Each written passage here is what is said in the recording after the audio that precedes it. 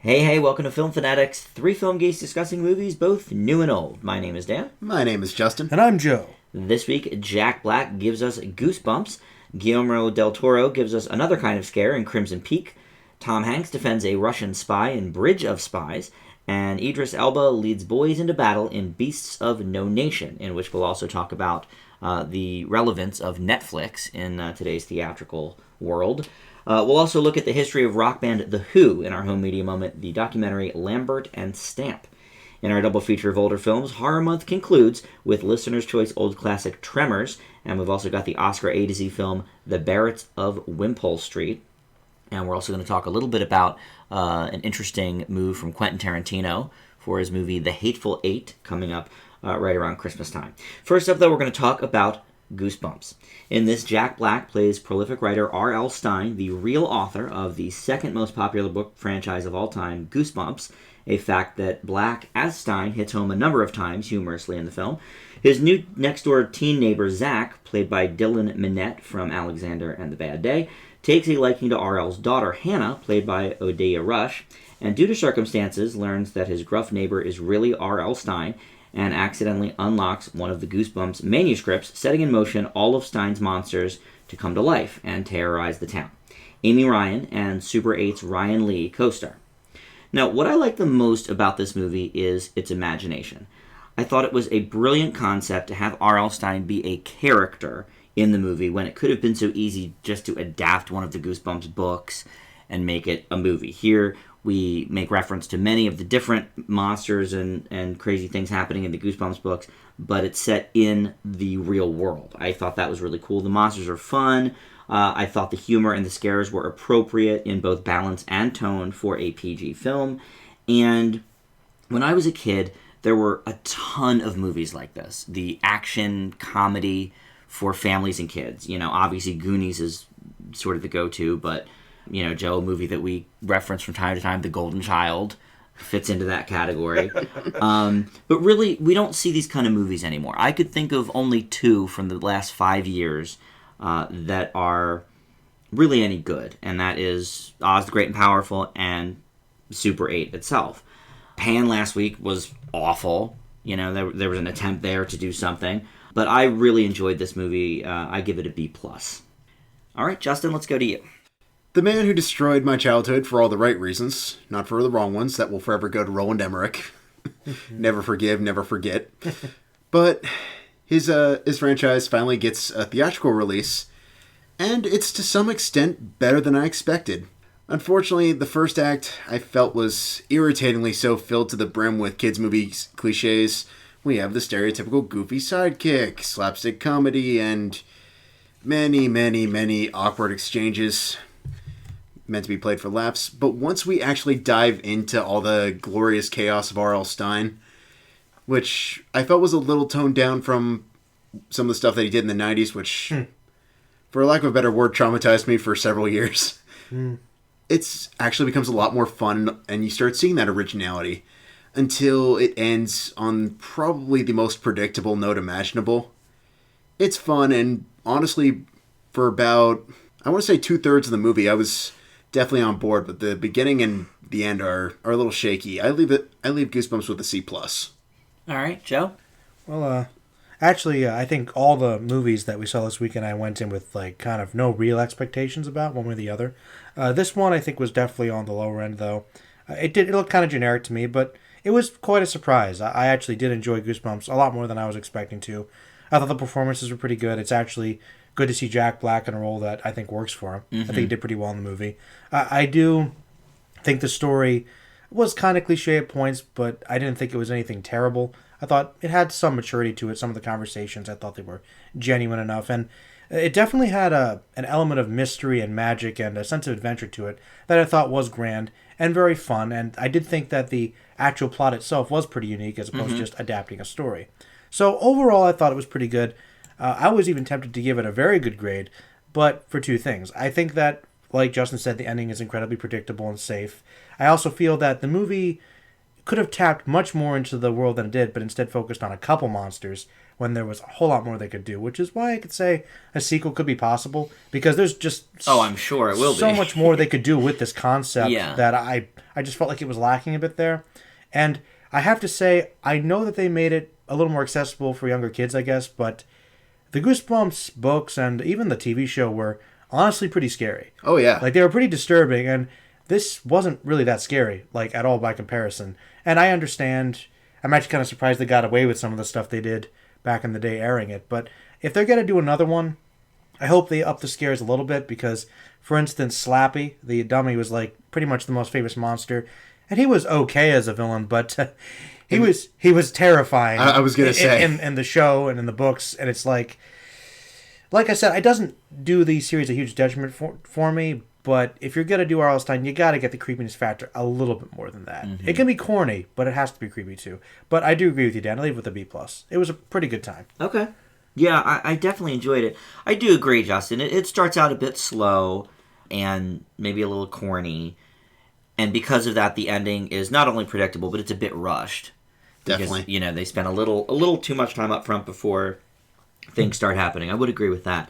But I don't know. I mean, now I didn't grow up on Goosebumps. That was a little after my time. But I do understand that they're very scary. But that's sort of a problem of the world, that we live in now, where you can't have scary things for kids. I mean, think of all the cartoons we watched as kids. That's true. Or think of the cartoons our parents watched as kids, the original, Bugs Bunny cartoons and, Three Stooges shorts More and violent, all that stuff. more 90s Batman. 90s Batman. Yeah, 90s Batman. Actually, yeah, it's funny. You'd think that nowadays people would be more open to those sort of things that kids can handle, but I feel like we've kind of gone backwards again. Well, I think the reason for that, and not to go off on yet another MPAA rant, but the reason for that is because there's basically no G rating anymore. Peanuts, I believe, is the only wide release G movie of the year. Maybe Monkey Kingdom, I guess, was G also. But what is the point of G other than anymore? That's exactly my point. If everything's going to be PG, then just erase G from, So to get a PG, you have to kind of tone everything down. Like if this were made in the 80s, oh yeah, they could. I mean, if you made Goonies with the exact same script and shot the exact same way right now, it would have to be PG-13. Easily. And that's sad. So, unfortunately, that's just how the game is played, I guess, and maybe it does sort of soften the movie a bit. Well, I feel like we're also stuck in an era where we find ourselves constantly asking how much is too much. Mm-hmm. And the problem is, as you mentioned, Dan, the MPAA really doesn't have any general specifics. Mm-mm. They have a criteria, but they break the rules constantly, as per with their requirements on profanity. But that's a whole different story. In the case of Goosebumps, I'm a little bit divisive on the overall scare factor because, yes, the 90s show and the books were terrifying, especially the artwork. That really messed me up bad. Agreed. But I also found myself wondering, if this came out in 1995, 1998, when I was a kid seeing this in theaters, would this have scared me? Probably not significantly, but enough to get me on the edge of my seat. That's actually one thing I give this movie a lot of points for. I think is sort of like you can show your kids a kind of scary movie that's just tense enough to not have them like getting nightmares about it afterwards. I think it works. I guess there are some minor things. Like, I guess the scariest thing might have been the zombies, the ghouls. Yeah, the ghouls were alright. Aliens. The aliens? The praying mantis was decent. I mean, the praying mantis did eat a person. Yeah, that was decent. It's pretty violent, I guess. But I just didn't... Okay, there might have been a few scary moments, I guess. But Goosebumps had this atmosphere of creepiness. Mm-hmm. Oh, absolutely. Which I felt the movie really was lacking. Okay. And like I'm saying, the thing is interesting about it is there was an element of corniness too, which I don't know how R.L. Stine made that work. Like it's some of it was tongue in cheek, but also scary at the same time. Mm-hmm. It's tough to pull off, but you know what I mean, Justin? Oh yeah, it's a weird balance. And this one got the campiness right, but I think it also took itself seriously enough, but without those scares. So I don't know. It had the magic of some, but it just didn't have the creepiness. And to speak to your point a little bit, Joe, about in regards to the overall monsters, you're right. We don't get enough with a lot of them, but I feel like they focus on just the right ones. Like, let's be honest, there is no Goosebumps without Slappy. No, I mean, Slappy was fine. Abominable Snowman's fine. The werewolf's fine. I could have done without the Abominable Snowman. But Well, he was like the main staple. I mean, the Prey Mantis. I remember the book was creepy for that one. With him on the street lamp, just kind of hanging over there. I felt like there were some that were missing, like some obvious ones. And I don't know. Maybe if there's a sequel, they'll show up again. Maybe. Yeah, I think it's an unfortunate line that studios have to play in that regard. Because with No G, parents are going to take their 4-year-olds to this movie because that's the only option if they've already seen Hotel Transylvania. Because it seems like a kid's movie. Because it seems like a kid's movie. But, and we had the same conversation when we reviewed the last Ninja Turtles movie, because that was PG-13, but parents were still bringing their 3-year-olds to it because, it's the Ninja Turtles. So it's a kid's property. So you probably could have made this PG-13 gotten away with it. And made it a little bit darker, and the exact same audience would have come out for it. Pretty much. Regardless, probably. Yeah. I mean, heck, even look at the MCU for that matter. Yeah, parents bring their 4-5-year-olds to all the Avengers type movies. Absolutely. Guns and Winter Soldier, they're right. like Ant-Man. Characters getting gunned down everywhere. Yeah, that's a perfect example. Yeah. So maybe they could have gone for a PG-13, I guess, and made it a little bit darker, and probably not really Lost any of their audience. I doubt it. Yeah. All right, well, up next is Crimson Peak, and Justin's going to tell us about that. Because he is the Crimson Geek. Pretty anticipated, right? Yeah, number 5. Not a bad choice. Not bad 5. This was in your top 5? For most anticipated, yes. Mia Wasikowska continues to reign at 10. Plays Edith Cushing, an aspiring author struggling to get into a male-dominated field with her taste of Gothic literature with little to no avail. She crosses paths with a mysterious English businessman by the name of Thomas Sharp, played by Tom Hiddleston, who she quickly falls for and settles down in his home, only to find out the terrifying secrets hidden within. Listeners, this is probably going to sound super insulting, but I promise it isn't. This is the prettiest haunted house movie ever. Del Toro continues his knack for providing brilliantly crafted set pieces, which makes the film's period not only feel authentic, but also gives the film its own sort of energy and vibe, and I really like that. Even though we're not always rushing to the next big scare or trying to build the tension, I thought the atmosphere of this movie was fantastic. Really almost feeling like a dark storybook in a way. And with that does come some strong performances from Hiddleston and Jessica Chastain as his co-star. But that also begs the question of where does the film fall short if we're focusing on the style and the overall tone. I'd love to pin it all on Wasikowska basically not being able to keep up with either of her co-stars, even Charlie Hunnam for that matter in a brief role, but that wouldn't be fair. So I have to make note of the fairly by-the-numbers haunted house story, and I'll be honest, gentlemen, I was actually surprised how much I was able to call by the end of it. There were things I was honestly just guessing about possibly being a potential outcome, and was really shocked that they turned out to be the case.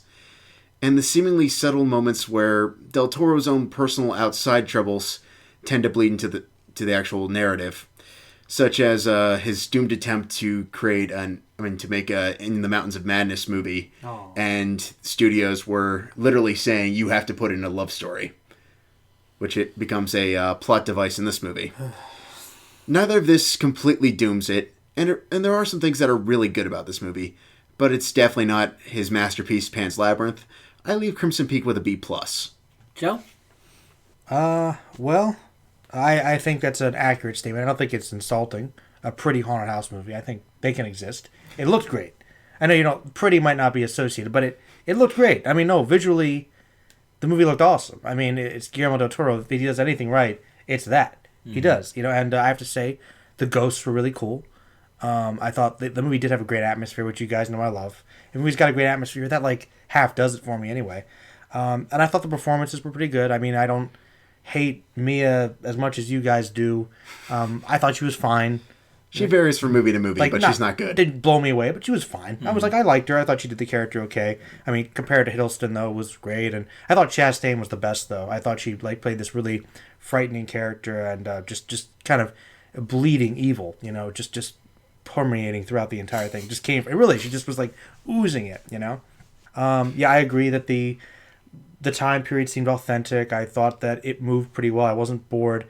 No, I did enjoy the movie, but there were a couple things that kept it from being great. Like, once again, I went in thinking this movie could have been, like, the best. Now, Justin, normally, I don't say this. Okay, I'm not the best at calling twists. I like to be surprised. I wasn't even guessing. I beat you, Justin. I knew everything. That's bad. I don't know how. I literally from, like, the first couple scenes, I predicted everything that was going to happen, and I was just waiting. Like, nothing was a surprise for me in this movie.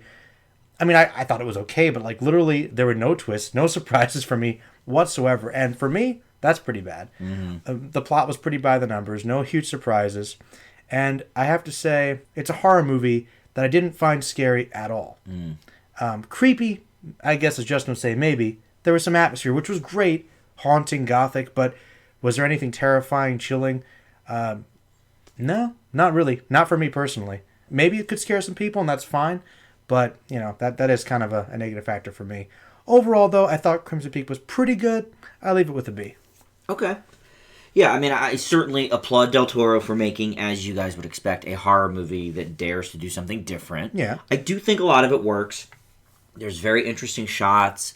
I think some of the images are chilling, but I agree, Joe, not scary. Well shot. Very well shot. Atmospheric, yes. Chilling, perhaps. Those are the parts of the movie that will sort of stick with the viewer. I liked some of the metaphors. You know, the clay equals blood. That was cool. That was cool. The butterfly metaphor they kept going back to, I could do without that. A little pretentious. Very pretentious. I do think there was good performances in this movie. I think Mia Wasikowska gives her best performance here. I thought she was fine in it, Joe. I agree. I thought she was okay. I agree. I don't typically care for her, but obviously Chastain wins the prize, as she normally does. I thought she was just fantastic in this. You're great, especially towards the end. Especially, the climax, absolutely, as she sort of, goes deeper and deeper. But you guys are both right. As the movie unfolds, it becomes way predictable, really conventional, something it doesn't really start out as. No. I liked the story. There's, some plot holes. But if nothing else, you don't typically hear a person say, I liked the costume design of this horror movie. Which you can say in Crimson Peak. I also give it a B, Joe. Yeah. Okay. Yeah. It's pretty good. Yeah, it was good, but you're right. I didn't really get that scared. I thought it was interesting. Like, I liked the story. No, don't get me wrong. I thought the ghosts looked awesome. They did, but they didn't scare me, which confused me. Maybe it was the presentation? Some of the... It might have been the presentation, but I think there are some aspects of the ghosts that definitely have a creep/potential scare factor. Do you guys think that they maybe showed us a little too much of them? Because typically, I guess maybe because we were talking about it earlier, I think of something like The Shining where they build up to a ghost, you see flickers, and then it's like in your face, and you're like, whoa, this is disturbing. Whereas you get to see the ghost from far away, kind of zoom into it, just kind of there. I'm like, okay. Like there's this one being covered in red and it's all crushed, and I'm thinking, that looks really cool, but I'm not really that scared of it. And maybe that was the lighting issue or editing issue. I also feel like they we would see them, and most of the ghosts only have a cameo. And then we find out in one particular scene sort of the entire exposition about them, and then we never see them again. Exactly. Because well, that's when you realize, I mean, I don't know if this is really a spoiler, but it's marketed as a ghost movie, but the ghosts aren't... They're kind of a supporting character. They aren't really the horror aspect of the movie. Right. Which is cool, but once again, some people might go in thinking, ooh, the ghosts are the bad guys, even though something else is implied. Right. Yeah, maybe, I don't know. So, to be fair, I mean, I might even say they were really supporting protagonists, really. But, it depends on how you look at it, I guess. You could say that. I don't know. I have to say, though, one thing that I thought was really awesome was, and this just goes to great makeup, too, and I'm sure Dan loved this, but probably the part that stuck out to me, not necessarily as scary, but brutal, was when somebody's murdered, and you actually get to see the makeup of the skull concaved, and it's pretty... Yeah, that was decent. It was pretty good. Yeah. I mean, that that was the part that I turned away from. But I will tell you, like, it was impressive. And the best part is when they followed up with this investigation, and they just say he slipped. When he must have slipped like 5 times into the sink. I was going to say. So I was like, really? Yeah, no, you're right. The makeup in that scene was really cool. I thought that was really cool. Yeah, I thought everybody sort of behind the scenes working on this did a really good job. The time period is authentic. Well, if it's Del Toro, I would expect nothing less for, You're right. for the presentation. Mm-hmm. I just wouldn't. Well, and I think that's maybe where the movie falters. I think they maybe spent so much time on that aspect that they sort of... I mean, there's a couple of plot holes in this movie, and like you guys both have mentioned, it's rather predictable. I mean, So- extremely. Yeah, so I think that's fine, but maybe there could have been a better balance struck between the beauty of the house and the nice costumes and the scare factor as well. Yeah. At the end of the day, we always have to go back to, by the way, it's a horror film. That is something we have to Right. remember. Yeah. Yes. I would say it has more in common really with a thriller than a I would standard agree. supernatural horror. Yes. And they even kind of hint that early in the movie when she's talking about the story she's writing. Well- Another obvious points, but you know what I'm saying. But that is kind of speaking to the movie itself. Well, I mean, look at House on Haunted Hill. It's more or less treated like a ghost story, but without giving anything away, it's not exactly as such. And that's fine, but even if that is the case, make it scary. All right, well, up next is Bridge of Spies. Joe, let's hear about it. Well, I will tell you about it. Bridge of Spies is a historical drama. I guess a thriller as well, directed by who else but Steven Spielberg, from a screenplay written by the Coen brothers, which I actually did not know until the end credits, which explained a lot. Made a lot of sense, though. It really clicked. Because I like, didn't either until the credits. I was like, wow, that might explain how I felt about it. The film stars Tom Hanks, who, as we know, is great. Just always. one of the all-time best. Literally, he just never fails. Mark Rylance, I believe you pronounce his name, is the guy that played Abel. Amy Ryan was in it, as well as Alan Alda in a brief role. Yeah, Amy Ryan again. Amy Ryan, again, and from Goosebumps too, right? Yeah. Though with a very different haircut, I have to say. Yes, true. Now, this was based on the 1960 U-2 incident from the spy planes during the Cold War. The film tells the story of this lawyer named James Donovan, who is played by Hanks, who is entrusted with negotiating the release of Francis Gary Powers, a pilot of the U-2 spy plane who was shot down over the Soviet Union, or the USSR, or Russia. I agree with Tom Hanks, that's what they should call it. In exchange for Rudolph Abel, played by Rylance, who was a captive Soviet KGB spy held under the custody of the United States. I just have to say, this is probably my shortest actual review. Everything is great. Because I don't know. This movie just, once again, captures the authentic feel of the paranoia of the Cold War, but also many different aspects of it. I mean, you have a man who really does believe in the ideals of the Constitution and what America stands for, and he gives a great speech early on about really just kind of what ultimately would solve the Cold War, just kind of uniting people based upon just common ground and respect for each other, and just how ridiculous and scary it was. And, by defending this man and upholding his beliefs, he suffers a lot, and people automatically assume he's a spy, or he's a traitor, just by association. And that really is insightful. And you get some of the paranoia about the fear of nuclear devastation. Even his children question what he's doing. And I think that seemed very, very remarkably true from everything I understand. And I thought that movie was really well shot and edited. It was very long, but I didn't care. I actually was engaged throughout. I thought, Tom Hanks really gives a great performance. No need to say that. And I think this Rylance character, have you guys ever seen him in any movies, this actor? He was in that awful Gunman movie with Sean Penn. That's all I got. Well, I have to say, as Abel, he's just a great character. Just this really believable guy who brings such a awesome sense of humor to this tense situation. It's just great. And there's a little bit of running gag that I thought really worked with him, with a couple lines. There was a lot going on. I want to say that maybe with Powers and the U-2 stuff, it felt like that really wasn't the main part of the story. Maybe there could have been a little more focus on him in that, but I thought that for the most part, everything was so well covered. I really enjoyed this movie a lot. I couldn't really find anything significantly wrong with it. So I'm curious to hear what you guys have to say. I'll leave with an A+. All right. Well, I'm with you in the fact that there's almost nothing I can complain about with this film. I think it's the best Spielberg offering in well over a decade. Probably since, I didn't see Minority Report. I know you guys love that. But I would say Catch Me If You Can. Great movie.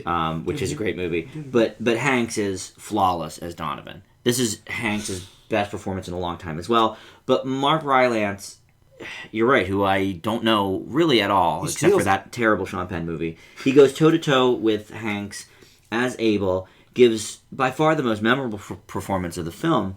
But interestingly enough, even the second half of the movie, when Abel's really not even in it until he shows up again at the end, it's incredibly engaging. Mm-hmm. You know, he's still sort of the center of the conversation, but the actor isn't in it anymore, and yet it still does not suffer from his loss, even though he's probably the best one in it. I agree that the stuff with the pilot and the U-2 bomber and stuff, when that first started, I was kind of like, where are they going with this? And actually, I appreciated that they didn't give more focus to that storyline. I think it worked well for the plot of Hanks's character, but it didn't need to really be expanded upon. Mm-hmm. I feel like that left it there.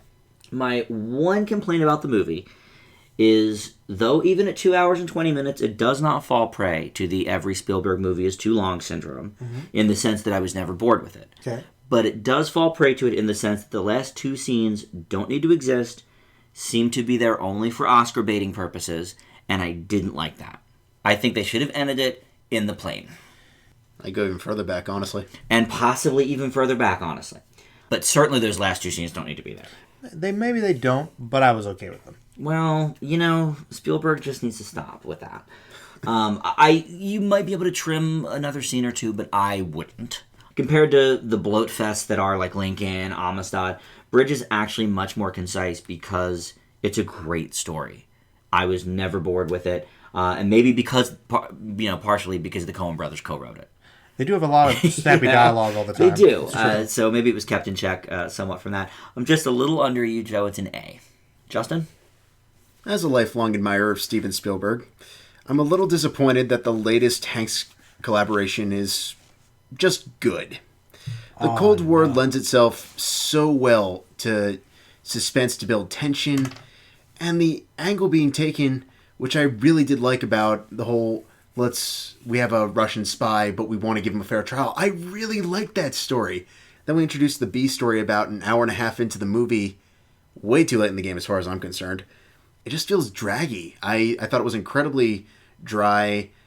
It's also a little bit manipulative given some of the aspects, some of the historical components that come with that, and then becomes an incredibly different story for that reason.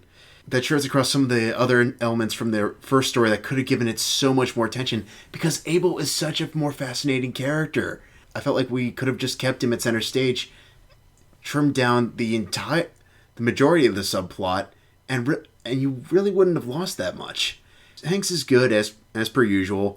I don't think he was particularly stand out from some of his far better performances, but to be honest, I thought it was an incredibly overlong movie that really could have been so much more. I leave Bridge of Spies with a B.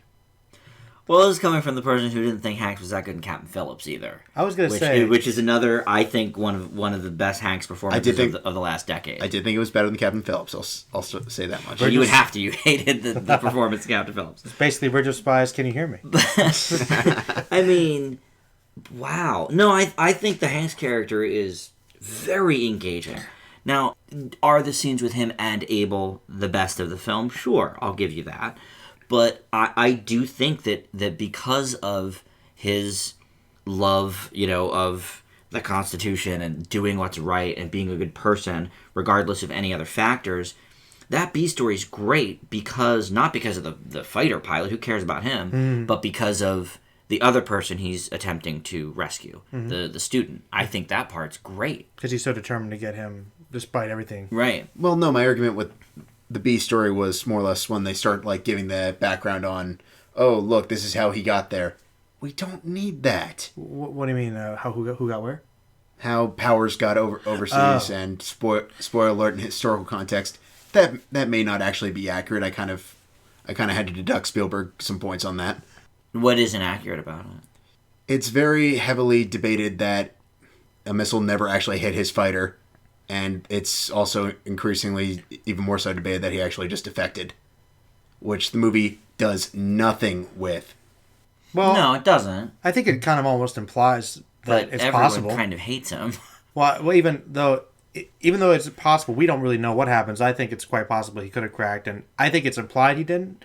But the possibility is open because Hanks' character even says it doesn't matter. Mm-hmm. It doesn't matter. Who cares what they think? You did your job. Because Hanks even says, he takes everything from his perspective. I mean, with Abel, even though he's technically the enemy, he still respects him as a person. Mm-hmm. And I think that's kind of what the film is really about.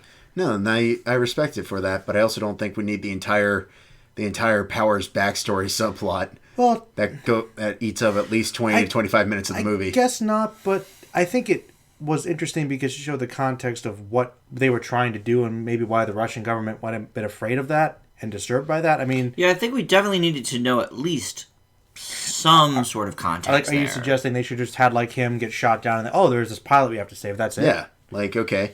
We already have the parallel. We don't need the whole... Let's tell his entire story and eat up even more time. There wasn't really a whole story. I didn't think there was a whole lot of story. I mean, It's at least 30 minutes of the movie. Hank's trying to... No. The introduction but... The introduction to Powers. Absolutely not. He gets recruited. Half hour? Yeah. No way. Easily. He gets shot down in the third scene he's in. Well, let's see. He got recruited. There was that which is at least 10 minutes. Then there's the... No, it's not. Oh, yes, it is. Justin, it's just not. Look, he got recruited, which was a cool scene. The scene was 5 minutes. Then they talk about what the plane is. Then they get in the plane, and then he's shot down. And then he gets shot down. Then comes the trial, and then comes... But again, the trial's a 1 minute scene, Justin. That wasn't that long at all.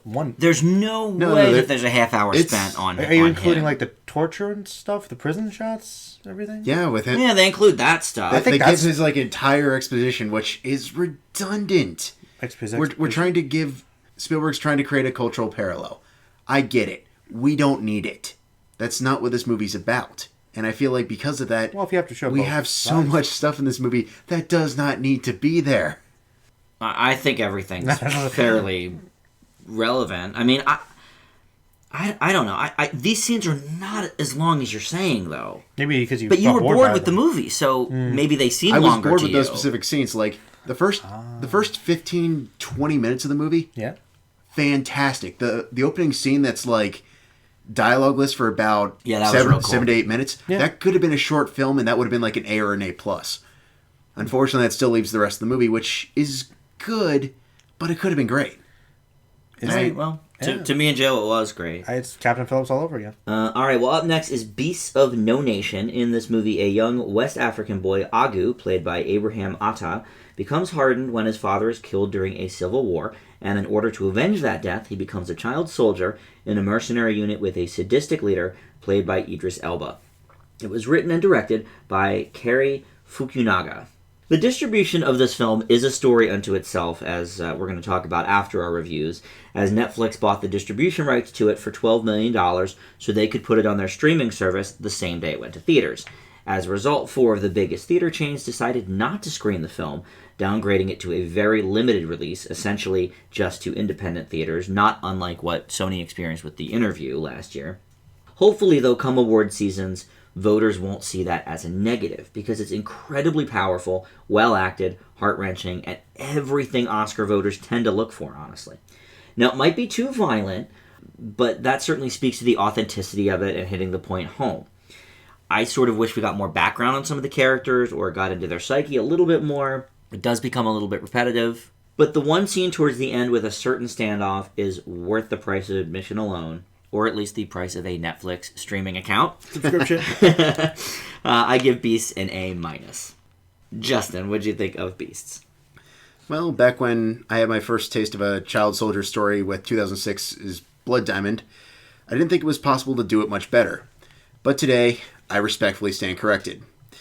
Now, right next to 12 Years a Slave, this is probably one of the hardest, if not the hardest film I've had to stomach since we've done the podcast. But just like 12 Years a Slave, comes incredible performances, notably from Atta, who I really hope is at least a strong Oscar hopeful, and Idris Elba once again knocking it out of the park. Brilliant cinematography to convey atmosphere and tension, and more than compelling storytelling of what it truly means to have innocence lost in the process of becoming something so truly horrible. It's an absolutely fantastic movie. I really hope this becomes something that gets recognition out of the Academy Awards. I leave with an A+. All right, Joe, how about for you? This film was absolutely gorgeous to look at. Mm-hmm. I mean, just for cinematography alone, it was just fantastic. This young actor, what's his name? Abraham Atta. Was fantastic. He was as a great. young boy. Just Yeah, such for a sure. powerful performance from a young actor. And Elba was great. Very complicated villain, I would say. And just like this movie just felt so genuine. And you guys are right. That makes it very difficult to watch. Quite violent. There were a few scenes I thought could have been trimmed a little bit, but for the most part, this was just a powerful story and really an excellent surprise. And I do think that the Netflix release really shouldn't have anything against it. I think it's really a great way to expose it to people early. And I'm in between you guys, actually. Leave it with an A. Okay. Well, we all loved it, so we don't need to harp on the specifics of the film too much. So let's talk about the whole Netflix thing. All right. Now, this is really the first release of this kind. You know, we know that Netflix is working with Adam Sandler and some other filmmakers to have an original slate of films that will only be on Netflix. But what happened, was these guys saw it at one of the festivals and paid for the distribution rights, leaving the theaters to say, well, if people can just watch it at home for free, we're not gonna run it in our theaters. So, how does that affect the landscape going forward? I mean, Netflix is obviously a huge player in releasing original, more TV show content. It's true. To this point, obviously, with Orange is the New Black, House of Cards, the list goes on. And every month, they seem to be releasing more original content on the TV side. But here really is their first major foray into a big release film. Now, we all three have Netflix accounts. I think I use Justin's, to be honest, but I pay for the DVD portion of the site. But so obviously we all watch a lot of Netflix. All the time. All the time. I can sort of see it from the theater standpoint. Why take up a screen of our theater that could be playing Goosebumps or something when people can just sit at home and watch for free? I mean, what do you guys think of this entire deal? I think it's a really tricky aspect because, I mean, same when we were talking about video on demand a couple months ago. I think a lot of this stuff doesn't get seen enough, and I feel like the closer you can get it to the proximity of the consumer, the better for the kind of content to get exposed. With Beasts, it's tricky because Netflix is becoming such a more powerful entity in the media world. I mean, I can't even begin to tell you how many people I come into contact with and don't say I watch TV anymore. I just sit at home and watch Netflix. Mm-hmm. And back when I was a kid, that was just like, oh well, I got this DVD from Netflix. I'll watch it and send it right back. I mean, it's all at our fingertips now, and I think that's a blessing and a curse for theater chains. And I feel like somewhere there has to be some sort of happy medium. Well, how is it a blessing for theater chains? How they struck that deal with Paramount that whatever they put on VOD or something like that there's going to be some degree of profit to the theater chains for not. But that's not what happened here. It isn't what happened. Yeah. Here. But I'm saying I feel like they can eventually reach that at some point if Netflix is only going to continue becoming a powerful entity. Yeah, to backtrack a little bit, because this is something we covered months ago. But yeah, the Paramount deal was basically, we'll run your more smaller features for like 3 weeks or something, and then it will go on DVD or on demand or something. I forget the specifics at this point. But, and then you'll get, or maybe it was less than that. Maybe it was like 14 days or 10 days or something. But then the theater gets, X amount of profit from those downloads. Right. Right. So, yeah, that was one method of doing it, and here we have another one where Netflix is sort of just giving it to all their subscribers for free, which, as we've said, a ton of people subscribe to Netflix. More than I would say go to the movies, maybe, to see a particular movie in an average week. I mean, it's hard to say if this would have ever gotten a wide release, just because I know it's... Well, 12 Years a Slave did, and so did Blood Diamond. That's true. However, 12 Years a Slave also expanded from a limited release. True, and if this did very well in theaters, it would have as well. Yes, to some extent, but... I'm pretty sure this would have been Oscar bait. Yeah. I mean, it's hard to say because theater chains still have a great deal of power and overall influence of who's able to see what and when. All right, so Joe, let's talk about that. You said this would have been Oscar bait. Do you think it still has that sort of same momentum. Well, I hope this would be really great if the Academy decided to recognize it, but who knows what they'll do. Right. Anyway. Now, I will say I kind of agree with what Justin said. A lot of great movies do get missed because theaters choose not to run them. Giving it to Netflix or some other streaming service, really you're giving great movies to people. And even though this might not necessarily be good for the theaters, Netflix is trying to provide people with entertainment both for television and films, and also creating the original content, which for the most part has been great. Like, really, they have had very few poorly received shows or other projects. And the Emmys have certainly taken notice. Exactly. It wins tons of Emmys. So for both the economical reasons and for their own creativity, they're being heavily recognized. And for them to tackle this, I mean, even if it didn't do well in theaters, even if it didn't make a whole lot of money, people are still going to be subscribing to it because they're like, wow, they're producing great movies now. I'm keeping Netflix. And so their business is going to be steady and growing. Yeah. So Netflix will be fine. As for the theaters, that's a bit tricky. It's almost like you wish they could have given it a wider release and then maybe just a quicker Netflix service because it was produced by them. Because if it didn't do well, then they could just quicken the release date. And if it did greatly, keep it in theaters longer and then postpone it. So your argument would be more or less do what they did with The Interview. Like, it came on a super limited release, but as soon as it hit DVD, Netflix pretty much jumped on the fact that it could run on instant. Hey, test it. Don't give a concrete release date. Say we're going to try to give it this by release, and we don't know.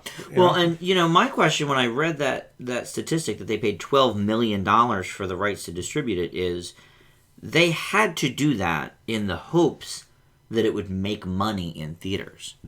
$12 million is a lot of money to drop on something that you're just going to put on your site for free. So my thinking is that they were hoping theaters would run it and recoup some of that $12 million. And people have mentioned that as being kind of a failure, but my guess is Netflix has $12 million to burn. Easily.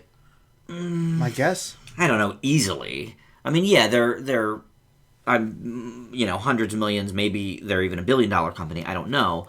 But I mean, if they're going to pay $12 million for every single movie they run for free on their site, I mean, I guess it might not be something they can do consistently right now. But I also don't think every movie that they're putting out costs exactly $12 million. No, I'm sure I feel like this was a pretty high budget one for them. I think it certainly was worthy of a theatrical release. I thought it looked fantastic. Yeah, I guess. But no, it did look fantastic. That's not the part I guess about. I don't, I mean, they're dropping all this money into the Full House thing, and I know they have a lot of money from their subscribers, but it doesn't add up to me that they're just throwing all this content. I say for free, obviously you have to subscribe, but it's a cheap subscription. But the thing is, though, compared to like HBO and some of the other things. More people subscribe, though, more money. And that's the great thing about it. I was going to say, True. It might have a system similar to like ratings for TV and hits on YouTube. Yeah. Like the more people access it, the more remember, ad revenue, too. I feel like literally everyone I know already has Netflix. Well, how many more people can they get? Which is why I think it's advantageous. I guess. But to get back to a point you mentioned, Joe, about, okay, there's definitely Oscar bait. I don't think the fact that it's on Netflix is necessarily a strike against it. I mean, last year, Virunga, which was up for Best Documentary, was released exclusively on Netflix and like I said, still scored nomination. So I think it's doable. It is, but it's not on par. I think things like documentary, things like it's a bit more underground. Yeah, like the best short features and stuff, foreign films. I feel like they're a little bit more niche anyway, and you're not going to see a lot of those at your local cinemas anyway. No, it's true. I think it's more or less a matter of just how much is it viewed from strictly going to theater chains and observing viewing these films from there. Yeah. All right. Well, I guess we'll see in a couple months when award season hits. I guess the Golden Globe nominations get first. That's sometime in December, I believe. So certainly some worthy people in this film, though. Up next is our home media moment, and that is Lambert and Stamp. Justin? In the early 60s, Kit Lambert and Chris Stamp were merely two aspiring filmmakers looking for a group of interesting individuals for their film project. After months of searching, the two come across a band known at the time as the High Numbers, and soon the duo abandoned their filmmaking goals to to mentor the band that would soon evolve into The Who. And the rest, as they say, is rock and roll history. The Who's always been one of my favorite bands, and honestly, growing up, Tommy was what got me through some of the harder times. So keeping this review relatively unbiased was a bit of a struggle, but I think we managed. A great music documentary is often about the journey or the story, and watching the rise and decline of these two enormous icons in the music business is honestly quite a treat. Unfortunately, I do think it gets a bit overly clip-heavy at times, and at almost 2 hours, it does drag in a lot of spots. But for all its flaws, I hope everyone here will forgive the pun when I say I am going to take it. I leave with a B+. Well, I certainly admit this is a refreshing angle to focus on the people who got The Who where they ended up, instead of, just focusing solely on the band itself. There's a lot of interesting stories revealed here and a fair amount of neat archive footage, but by far the most interesting stuff is how that all happened. Once they move into when The Who was famous, the doc sort of goes all over the place, really becoming almost solely about The Who and less about Lambert and Stamp's involvement with them. Now, being a Who fan, it was definitely interesting, but I do feel like if you're not really into The Who that much, it's really inside. I mean, obviously, you probably have heard of Tommy, you've probably heard of, some of their famous songs, but I agree that at 2 hours, it could have been trimmed down a little bit. I'm going to leave Lambert and Stamp with a B. Joe? Well, I would say that I'm probably the most outside then of the three of us, because I like a couple of the Who songs, pretty much every CSI opening, and that's essentially my knowledge. Okay. But I do like their music. So I thought that'll be interesting then. Yeah, I thought it was a very interesting documentary. Okay. But I liked the fact that it wasn't really about the Who for about the first half of it. Mm-hmm. It was about their managers, and I thought that it was more about the culture of rock and roll in the early '60s in England, and I really liked that. And I liked the clips. A little heavy, maybe, but I thought it fit really well with the atmosphere. Clips were cool. I also liked I liked the fact that they started out trying to make films, and they were going to try and document this culture, and then they ended up just helping this band get bigger and creating the Who. I thought that was very interesting, and I liked some of the interviews. You just don't see that kind of early stuff, and just the perceptions of people of the band and how they thought that they weren't going to be hit because they didn't have an image, they were struggling, They thought some of them were ugly, and the girls wouldn't like them. Just little things like that, and some of their arguments and how I don't know, that seemed very genuine to me, very human story. But I do agree that it shifts, and it isn't really about them anymore. At all. It's just a straight-up Who documentary. Which is okay, but it's more conventional. But I was really fascinated by a lot of the early stuff, right. And I do feel like that kind of kept it from being awesome. But I thought the clips were great, but I also felt it did drag a bit. I thought 2 hours was a little excessive for this. Maybe if they had kept up with some of the early stuff in the beginning between the two of them. But for the most part, though, it was very good. I leave it with a B+. Okay. Yeah, I feel like if they wanted to do the whole Lambert and Stamp thing, that's fine. But be consistent. Yeah, I thought the coolest stuff was the stuff at the beginning of the career. I mean, I feel like The Who is famous enough, and obviously if you're seeking out this documentary, you're probably a fan anyway. You could really kind of Cliff Notes the last, half hour of this movie. Once Lambert and Stamp sort of fall to the background of the story, and it becomes more about Daltrey, Keith Moon, and the different players in The Who. Well, I think also because they introduced The Who and what they became, there's a lot more players to this story, which is fine, but they forget that these two gentlemen it's really supposed to be their story, but because of all that involvement, it goes into a bunch of different forms. Which isn't bad, it's just a very different story. Mm-hmm. Well, in the one scene, though, I believe it's with Roger Daltrey they're talking, and he says about, they ventured off into producing these other people's music, and this and that and the other thing. And then they show, one music video clip for about 25 seconds. Mm-hmm. The I Am the God of Hellfire guy, I forget his name. But then it's right back to The Who again. Okay, so they produced other people?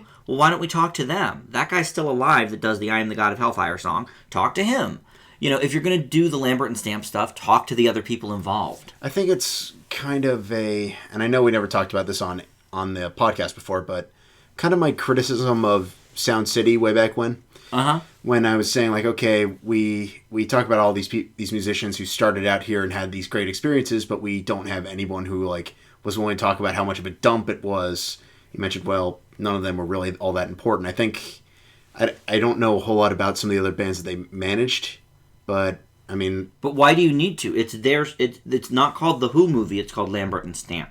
No, but obviously their biggest claim to fame was the fact that they managed the Who. Yeah, but talk to the other guys then about, they produced us, but they were so focused on the Who that we felt like we were getting the shaft or whatever happened, Talk to them. That's true. It seemed to me like there were some missed opportunities. I did like the interviews they had, for the most part, but I did feel like some of it was just kind of people spinning their wheels a little bit. A little bit. At points. Yeah. But I mean, you'll get that, though, with a lot of these music documentaries anyway. So this is true. I thought they just kind of went in hand with what it was, but then again, it also seemed like it became more generic as it went along, too. So, I don't know. It could have been a little more focused, for sure. And as a side note, Justin, I don't know if you saw this one or not, but the Supermensch documentary... No, I did not, unfortunately. Okay, well, Mike Myers produced this documentary about the guy that... Shep Gordon, who basically heralded, like, Alice Cooper and stuff like that. And that was a much more focused on that particular person rather than any one of his acts. You interview Alice Cooper and you interview some of the other people. But I thought that was a better-made documentary. And another one that sort of goes, behind the scenes of that kind of stuff. Okay. So, something to check out. So before we get into our double feature of older films, there is an interesting piece of Tarantino news. I think we're all pretty excited about the Hateful Eight coming out. But there's actually going to be 2 different versions of this film. Tarantino is huge on the whole, classic 35mm film rather than the digital stuff. And, of course, 70mm film, which is what they use like for Ben-Hur and Lawrence of Arabia and all that kind of stuff. So he is actually releasing... 2 weeks before everybody in the world is going to see Hateful Eight, he's going to release a roadshow version that is going to be in just a few different cities in 70mm, and it's going to be a bit longer. It has 6 minutes of extra footage, not in the other version. It has an intermission. It's going to clock in at about 3 hours, and it's going to come in before Oscar season. And then there's another print that's going to be the same as the digital version, but a 35mm version that's going to go to a couple of thousand theaters that don't even have digital, or that don't even have 35mm projectors anymore. So Weinstein is paying to send out people to install these projectors simply so Tarantino can get what he wants and show this in the format that he wants. Personally, I think it's really cool. I think it's going to cost a lot of money to do. Without question. But it's an interesting thing. Obviously, there are a lot of filmmakers still. One of Justin's favorite documentaries in recent years is Side by Side. There's a lot of filmmakers who really are still, in love with the idea of actual celluloid film rather than digital. So, is this going to start a trend? I don't know, but I do think it's pretty cool. No, it's certainly expensive, but I have to give Weinstein props for trying to stick to his guns on this one. I think 35mm is really an underappreciated viewing experience, and I really don't want that to die out because there's so much value in it. You really see how much of a painstaking effort it really does take to edit a film, and I'm very curious to see how that translates between the 35mm version and a digital version. Which obviously both will be available, I'm sure, on the Blu-ray and the extended whatever. Absolutely. But to see it in theaters, I can definitely see how that's warranted for your most anticipated of the year now. Yeah, Joe, you're the most excited, I think, about this film. So what do you think about this rollout? Well, I'm really excited. Okay. Now, would you like to see more about that? If the 70mm print, though, does not come around here, would you drive to Philly or Baltimore to see it? Probably. Okay. See, I think this is what he's hoping. I mean, Tarantino is obviously one of the biggest directors of this generation. Yeah, I mean, I think it's just awesome that he's doing this, and he's obviously he has enough of a reputation now he can do that. Mm-hmm. He probably can't afford to do it anyway because the movie's probably going to do really well. Mm-hmm. So it probably won't hurt him too much. But just seeing it and just the original film would be really cool. I just think it's an awesome hook, and it just kind of adds to it. I think it's going to be a great film either way, but it's really cool. I don't think there's really too much to add about it. I think it's awesome, and I hope that we actually still have some of that around. I think there is still a place for it. I think that it looks great, it sounds great, and the digital has a lot of advantages, but I think it does lack some things. Well, I would agree with that, and let's sort of segue that into a conversation, maybe not a whole conversation, but I mean, to me, it's a lot like the resurgence of vinyl. Mm-hmm. I think vinyl sounds a lot better. Mm-hmm. It's a lot crisper, and it's cool. Mm-hmm. To have a vinyl record of something as opposed to an MP3 on your iPod. Well, it actually they kind of have a similar production, I guess, because when you're experiencing viewing a film like that or listening to the vinyl record, you know what it is. You can actually almost feel it. Yes. There's like a low vibration, which can add to the atmosphere. It is cool, and you're right. There has been a resurgence. Vinyl's not going anywhere. No. Because people realize bigger now than it's been in 20 years. Yeah, it's collectors, so that's another good example. If we can get something like that for film, that would be great. There's truly nothing more theatrical for me personally than hearing that whirring of all the film going through. Oh, that's just awesome. Or seeing the big black dot at the top to tell the projectionist to change the reel. I don't know. It's just it feels so classic. Mm-hmm. And it just there is something to that movie magic experience that you just I think people are missing out on. It feels authentic. It does feel. It feels more real,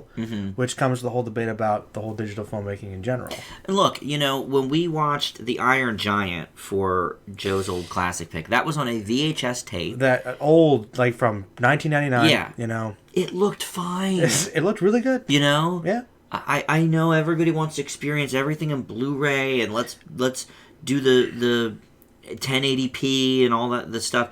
I don't care. I really don't.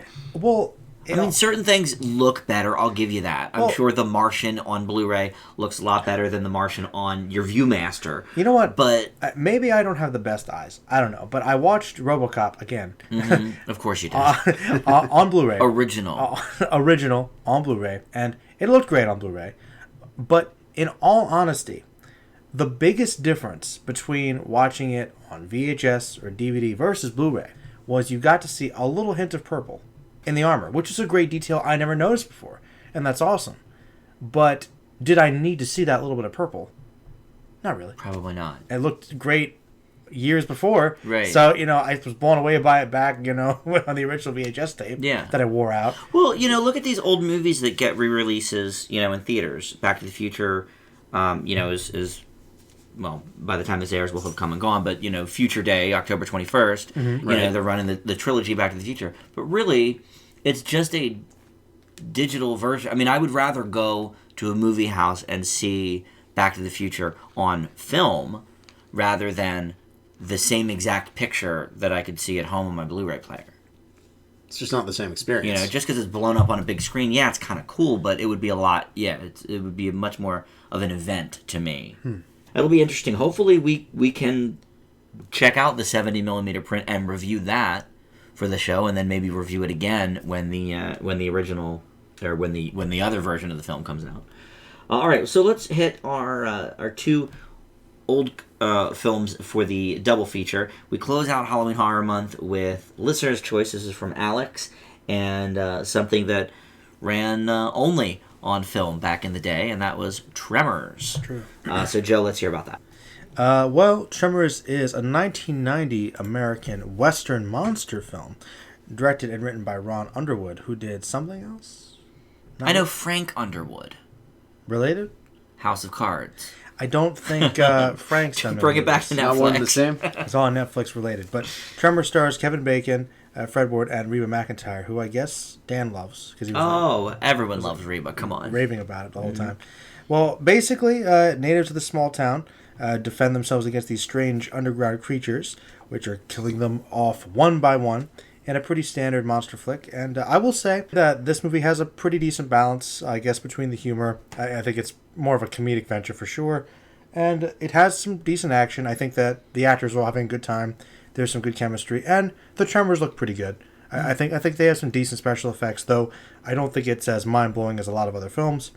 I think it makes pretty good use of the fairly low budget, I guess it had, outside in terms of sets. We actually saw this set in one of our Oscars, didn't we? Probably. Yes, we did. Alex told us about that. About the gentleman that went out to look for the Japanese miner? The one from like the 50s. Yeah, I leave this movie with a B. Okay. Justin? Well, this is probably one of the campiest of the campy creature features from the 90s. And to this day, how it has managed to maintain a cult following kind of baffles me, but I don't necessarily think that's a bad thing. It's definitely filled with corny dialogue, one-dimensional characters, but what this movie has immensely that I think justifies its cult following is it's an incredibly fun movie. Everyone looks like they're having a great time with it. The camp is just the right kind of camp that it's funny, but it doesn't underplay the tension, which I think a lot of movies nowadays struggle to do.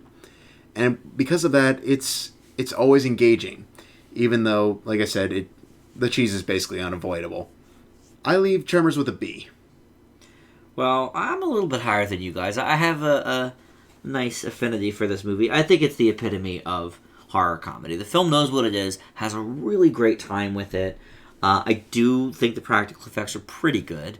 I wouldn't say they're mind-blowing, but I don't think they're trying to be. I think because of the campiness, it's, you get what you get with it. I think the blood looks pretty good on the rabbits. I do think the blood looks pretty good. You're right. And I think the Pepsi-sponsored monsters are pretty good in particular.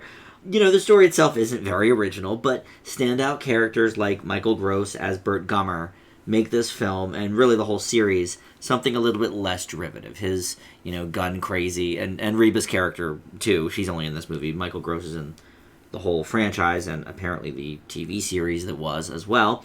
The movie never actually gets scary, though it gets gross a few times. But it is definitely a nice tribute to 50s and 60s creature features. And I leave Tremors with an A-. I do get sort of the whole cult status around it. I never relate Tremors that much. Is that right? No. Have you seen any of the other ones? No. I've seen all of the original 4. Well, that's pretty hardcore. Yes. I will say, it's one of those things... Well, they were showed to me, I should say, by a big Tremors fan. They were on... I may have seen pieces on TV. Uh-huh. I know that there are literally people that gather for, marathons for years. For these yeah. things. I know it's a thing. And I'm okay with it. But the Tremors never really spoke to me, and I know it's a bit of a throwback to those giant monsters movies of the 50s and 60s. But while a lot of those were unintentionally funny because of the special effects and maybe the campiness, sometimes they were kind of frightening too, which is something I think Tremors lacks. Does lack that. And I guess I agree. You say it's a horror comedy, and maybe that makes it acceptable, but I think even horror comedies can have some scares, and I don't know. Like I said, a lot of those giant, ants from the 50s, cheesy, but you can see the tension. There's an element of frightening. Look at Godzilla. Godzilla, at least the first one, that was a genuinely frightening one for a lot of people. This one, I know it's trying to be more comedic, but I just didn't find that much tension. It's fun. Mm-hmm. It's fun. It's enjoyable, I guess, but I always felt that I always felt it was lacking something. I also think it's part of the reason might be because they're trying to pull a Jaws with it. You don't really see the main creatures until probably 45 minutes, an hour into the movie. I could see tension working for that, though. They did that before back in the day. You can build up to it. You can, and it certainly helps that, okay, they're underground creatures, but... I like the fact there were different types. This is true. Yeah, that was cool. There was some variety. And I think maybe that's another thing, too. I guess... I don't know. I feel like people do like this movie for its special effects, though. I do think people generally do. Mm-hmm. And I just don't think that... I like The Thing. Those are great special effects. Yes. This is, decent. It's just... But, I don't know. It just didn't quite jar for me that way. Okay. But I'm surprised you like it as much as you do. I think it's fun. But it's definitely fun. Again, I don't... when Alex presented this movie to us and said, this is from the 80s or 90s and you've probably seen it, I thought to myself, I doubt it. I've only seen maybe 3, the original Thing I've seen, and A couple others. Now I've seen Nightmare on Elm Street. Mm-hmm. But the fact that I had actually seen this was, I was like, okay, I like this movie. It's fun. But I haven't seen a lot of this type of movie. Mm-hmm. I haven't really seen any of the the things that it's sort of based on. Mm-hmm. Well, I also have some dispute personally about whether or not it's an actual horror film. Like, well, there's a couple creepy moments. You're right, it does get gross, but I mean, there's nothing really that scary about the whole ordeal. It's more or less just okay, there are these people in this deadbeat town, and here are some creatures. It doesn't necessarily mean scary movie. It just means creature feature. According to the Wikipedia article that for the summary, it's a Western monster movie, and I get the Western bit. It's a monster creature feature, but I guess creature features aren't necessarily scary. Yeah, but maybe horror. Maybe horror is not an appropriate moniker for it, because you're right. I wouldn't call Godzilla a horror movie.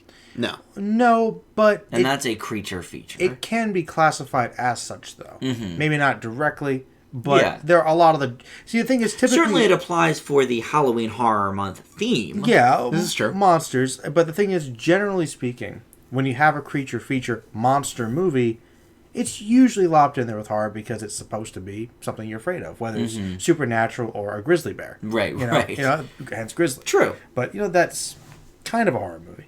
Yeah. Well, certainly another good selection, and we have another Listener's Choice slot for November, and then December's Listener's Choice will be part of our holiday month, so Christmas movies or some sort of holiday-themed film, and you can let us know what you want us to review for Old Classic by commenting on our YouTube channel here, or sending us a note at our Facebook group, Film Fanatics with an exclamation point, or tweeting us at Film Fanatics Pod.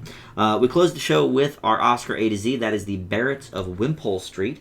This is the 1934 version. It got 2 nominations, Best Actress and Best Picture, in an odd year for Best Picture because there were 12 films nominated. Justin, let's hear about the Barretts of Wimpole Street.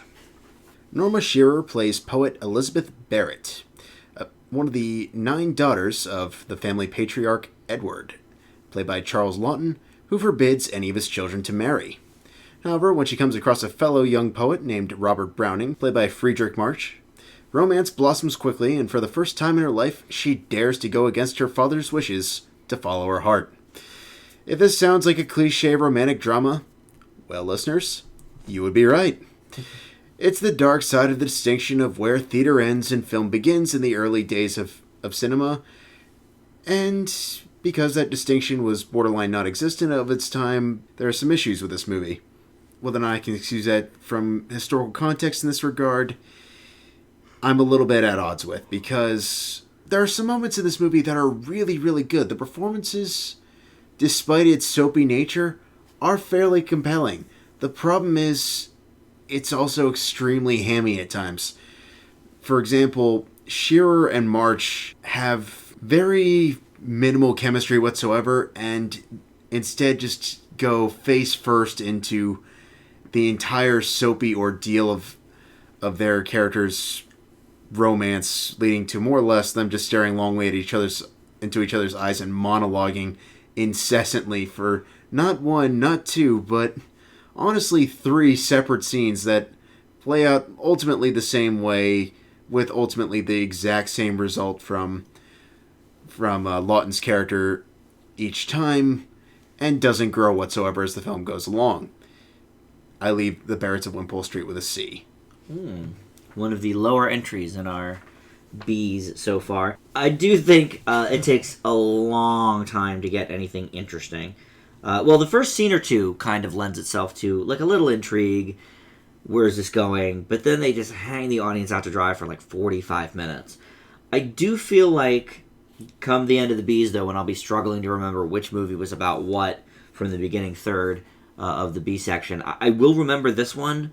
Maybe that's for the wrong reasons, because I do think it's a bit soapy, but I think the characters are okay. I think the 2 leads do have some chemistry. The cinematography's good, and clearly MGM put a lot of stock into getting authentic set pieces for the time period. Although nobody is even attempting to put on a proper English accent. They're just, that was awkward. I don't know why they weren't instructed to do that, but I'm just not sure if the second half of the movie being pretty decent makes up for a very boring first half. So I'm slightly above you, Justin. C+. Joe? When this movie actually has a plot, It's not bad, right? it's really good. No, it's a pretty good movie. Yeah. I thought some aspects of it were intriguing. The problem is, I'd say at least half of the movie is padding. Mm-hmm. Literally, you're right. They have the same pointless conversation several times, and it goes nowhere. It just feels like it's stalling. Like, you could cut a half an hour out of this movie, it would be perfectly fine. But the actual plot was pretty good. I would say this much: I liked that enough. I think it saved the movie a little bit for me. But what stood out to me the most, though, was, which reason I'll remember this one, I think, is the villain, who was the father, was actually a very complicated and pretty scary character that takes the film into some pretty dark territory, definitely. But Best character for sure. easily stand out And just great beard. by design and his The mutton chops. the mutton chops, the Right. giant sideburns of the time. But he stood out to me a lot. The performances were good. I think it looked great. Yeah. So yeah, I think overall it's a pretty good movie. But I just wish there was more to it. I'm a little above you. I leave it with the B-. Okay. Yeah, that was the great debate I had with it. It is the very, very lackluster first half. Does that make up for a fairly engaging second half? By the end, I was pretty into it, but then it was over. Right. Yeah. You finally got intrigued. The end. Yeah, That was one thing that definitely threw me. The ending is incredibly abrupt. it's like stuff gets real, and then it's done. And then it's over. It's like, oh, okay. And I mean, you're right to some extent.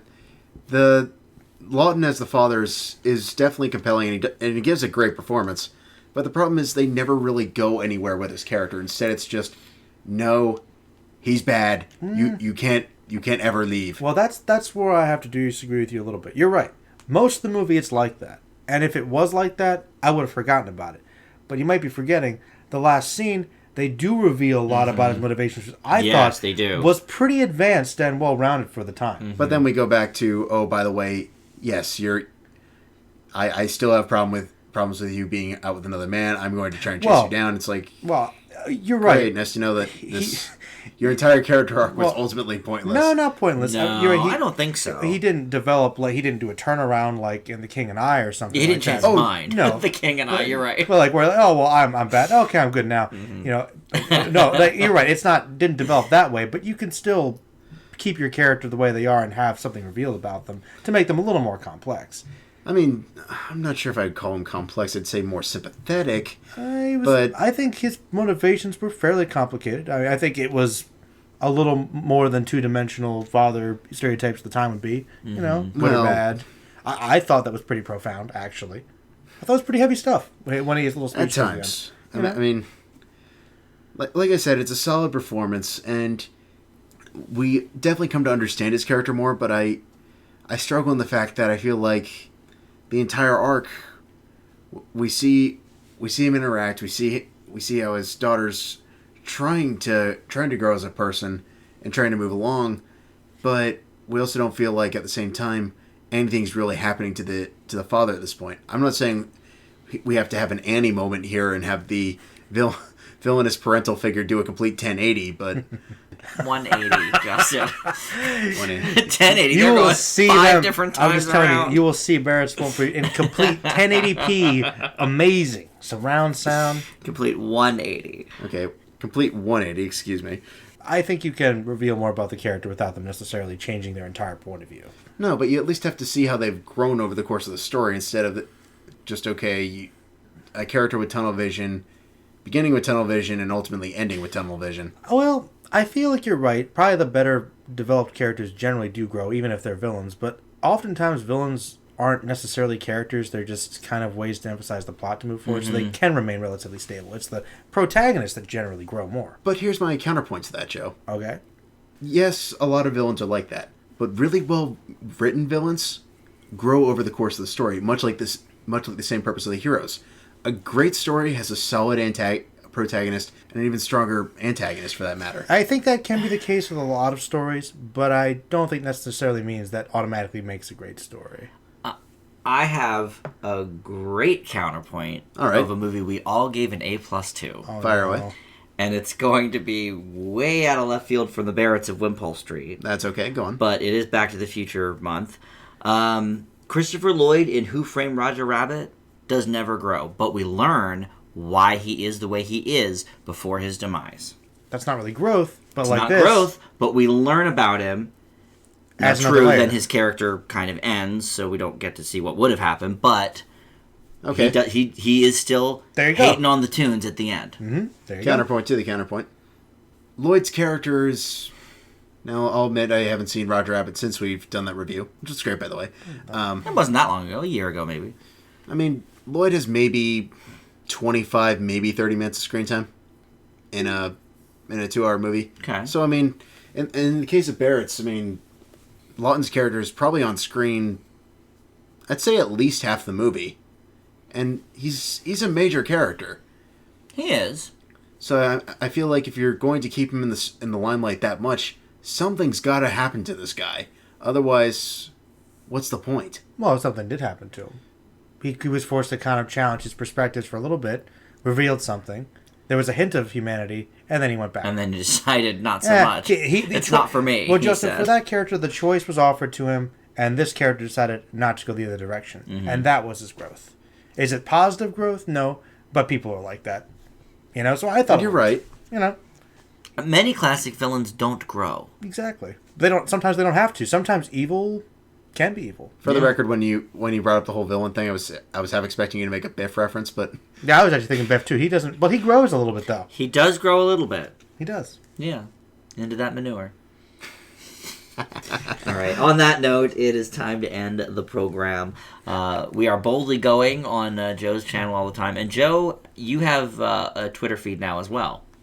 Yeah, I had a Twitter before, Mm-hmm. but for some reason I couldn't get into it. It wouldn't allow me to access something. But the point is I opened up a new one specifically for the channel, so it's like Merlin the Mighty. So at Merlin the Mighty. Yeah. So yeah, you can check that out there if you want to.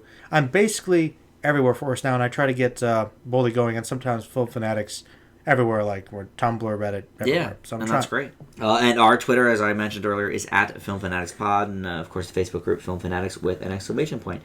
So that is going to do it for the show this week. Thanks so much for listening, and we'll see you back here next time. Bye.